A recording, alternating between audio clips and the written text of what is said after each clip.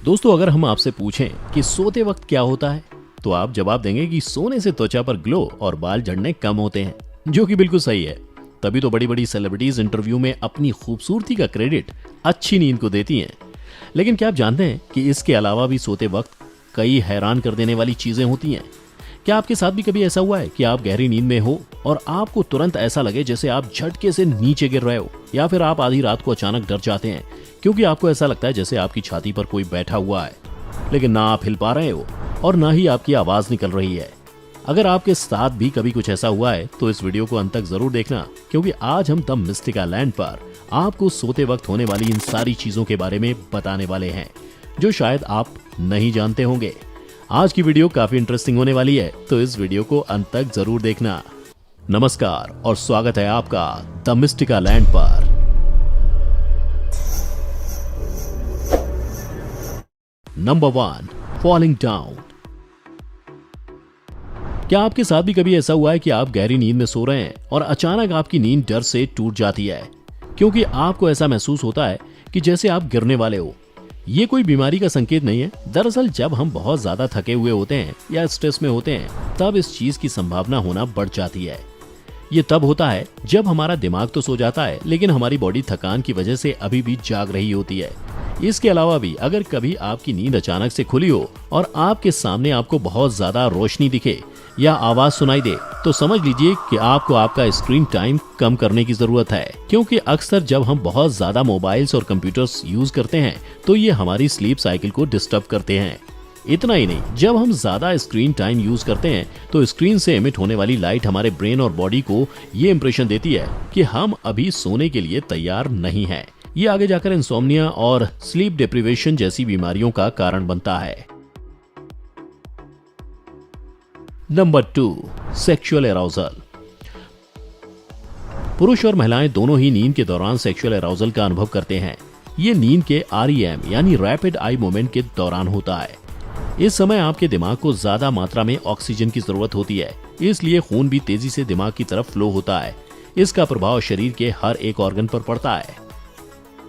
Number 3, sleep paralysis.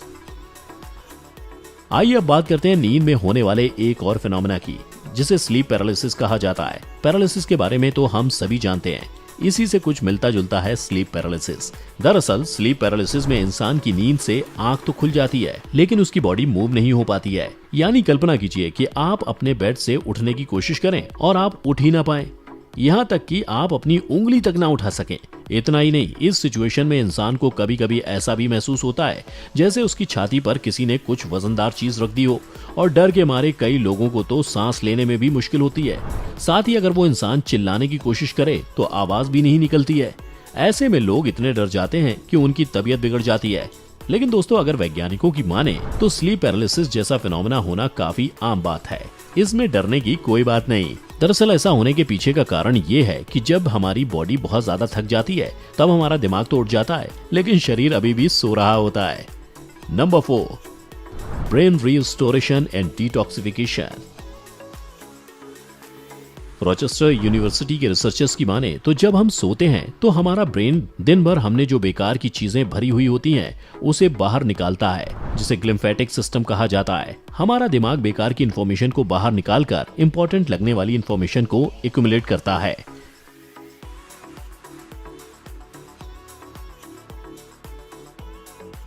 Number 5, sleep talking. हमने ये तो देखा कि जब दिमाग जाग जाता है और बॉडी सो रही होती है तो स्लीप पैरालिसिस होता है, लेकिन क्या आपको ये पता है कि ऐसी सिचुएशन में ही होता है स्लीप टॉकिंग। आप अपने आसपास किसी न किसी को तो जानते ही होंगे जिसे नींद में बोलने की आदत है, या आपने मूवीज में तो जरूर हीरो या हीरोइन को नींद में बड़बड़ाते देखा होगा। ऐसा तब होता है जब दिमाग के पास अभी भी एनर्जी होती है। ये स्लीप टॉकिंग औसतन 30 सेकंड तक होती है, और जैसे जैसे इंसान की नींद गहरी होती है वैसे वैसे उसकी बातों को समझना मुश्किल होता जाता है। वैसे क्या आप जानते हैं स्लीप टॉकिंग डिसऑर्डर को मेडिकल टर्म्स में क्या कहा जाता है? अगर हाँ, तो हमें कमेंट में जरूर बताएं। Number 6, sleep walking. Sleep talking जैसी दूसरी स्लीप डिसऑर्डर होता है स्लीप वॉकिंग। नाम से आप समझ ही गए होंगे कि इस डिसऑर्डर में इंसान नींद में ही चलने लगता है। ये फिनोमेना गहरी नींद में होता है, इसलिए उस इंसान को उसकी इस हरकत का एहसास तक नहीं होता। ये डिसऑर्डर बड़ी उम्र के लोगों की तुलना में बच्चों में ज्यादा दिखाई देता है। ऐसा कहा जाता है कि नींद की कमी होने की वजह से बच्चे नींद में चलने लगते हैं।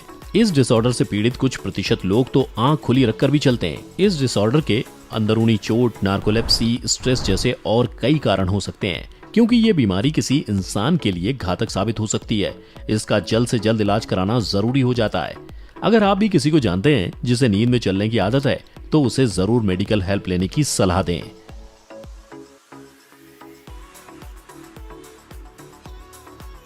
Number 7, recurring dreams. बचपन से लेकर आज तक न जाने हम सबको रात को कितने सपने आए होंगे।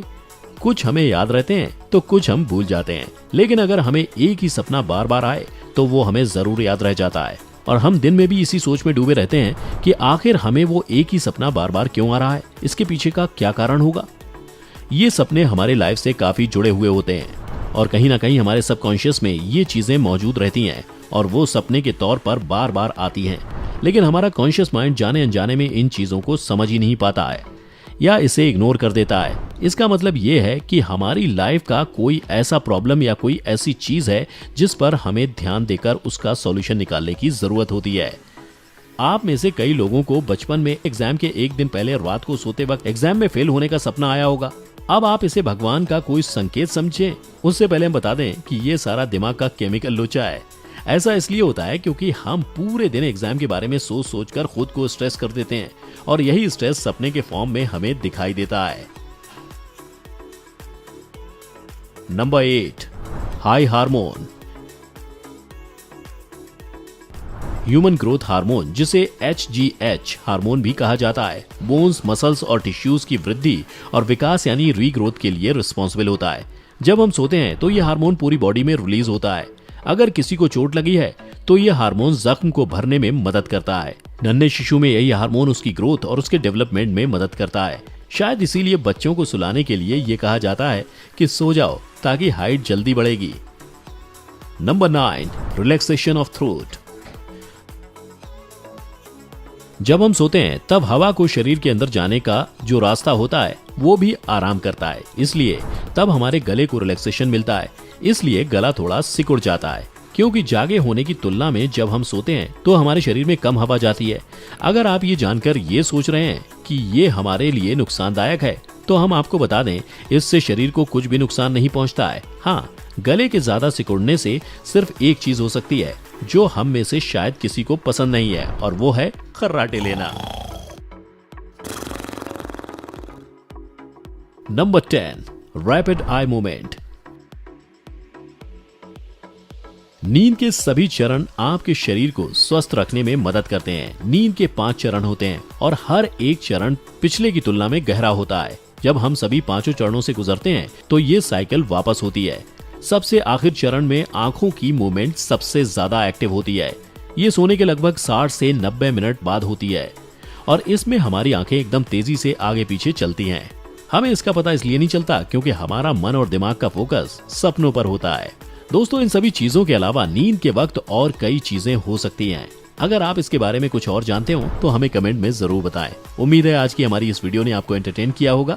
अगर वीडियो पसंद आई हो तो इसे लाइक करें और ज्यादा से ज्यादा शेयर करें। साथ ही हमारे चैनल द मिस्टिका लैंड को सब्सक्राइब कर नोटिफिकेशन बटन ऑन कर लीजिए ताकि आप हमारी आने वाली हर वीडियो का लुत्फ उठा सकें। वीडियो को अंत तक देखते रहने के लिए आपका बहुत बहुत शुक्रिया। हम जल्द हाजिर होंगे एक और नई वीडियो के साथ। अगली वीडियो तक take care and be happy.